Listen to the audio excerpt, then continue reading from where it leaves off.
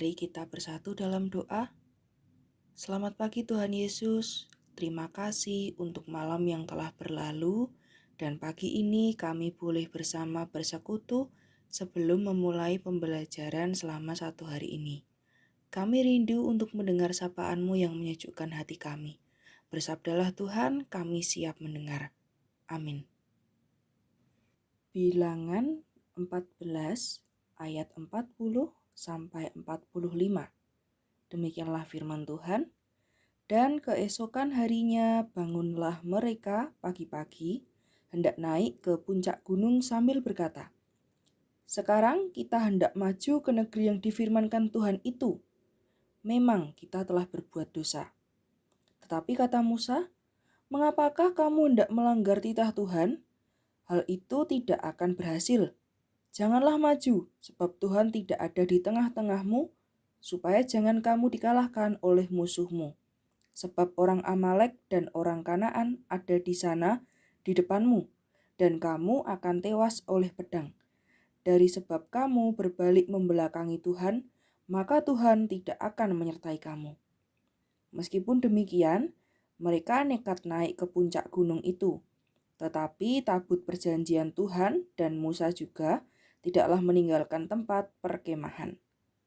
Lalu turunlah orang Amalek dan orang Kanaan yang mendiami pegunungan itu dan menyerang mereka. Kemudian orang-orang itu mencerai-beraikan mereka sampai ke Horma. Renungan hari ini berjudul Kuping Panci. Waktu kecil, bila saya membandel dan tidak menyimak perintah orang tua, mereka akan berkomentar, "Kuping itu jangan jadi kuping panci, cuma ditempel di kepala tapi tidak dipakai untuk mendengarkan." Maknanya sama dengan ungkapan masuk telinga kiri, keluar telinga kanan. Menunjukkan kesembronoan kita dalam mendengar yang bisa berakibat fatal. Ini pula yang kerap membuat bangsa Israel gagal menghadapi persoalan, terutama ketika mereka melintasi padang gurun. Mereka tidak mendengarkan dengan baik. Bacaan kita memuat contoh bagaimana mereka tak memedulikan teguran Musa, tetap nekat masuk ke Kanaan dan gagal. Kesungguhan kita dalam mendengar dan menanggapi firman Tuhan akan menentukan pertumbuhan iman kita. Menahan diri agar tidak tergoda dengan Instagram, membalas WhatsApp, atau nonton YouTube. Tak ada rumus baku serta cara pintas mengenai cara membuang kuping panci dan memiliki telinga yang peka mendengar suara Tuhan. Satu-satunya cara adalah dengan cara mengendalikan diri kita dan melatih telinga rohani secara tekun dan teratur.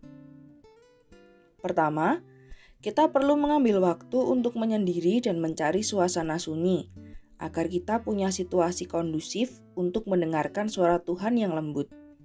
Selanjutnya, dalam kesunyian ini, jangan biarkan pikiran menjadi kosong. Gunakan waktu tersebut untuk mengambil suatu bagian kecil dari firman Tuhan dan merenungkannya. Cerna bagian tersebut sungguh-sungguh dan gali maknanya sedalam mungkin. Bila perlu, bandingkan dengan bagian-bagian lain yang serupa dalam Alkitab sebagai referensi. Kemudian ambillah penerapan praktis dalam hidup Anda. Ketika kita terlatih untuk mendengarkan Tuhan, kita akan semakin memahami pola pikir dan kehendak Allah bagi kita. Mendengarkan adalah pintu menuju pengertian dan perubahan. Mari kita bersatu dalam doa. Ya Bapa, terima kasih atas firman-Mu.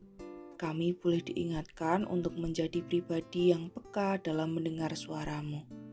Tuntun kami Tuhan, biarlah kami hidup makin hari makin seturut dengan firman-Mu. Saat ini kami bersama akan memulai pembelajaran pada hari ini.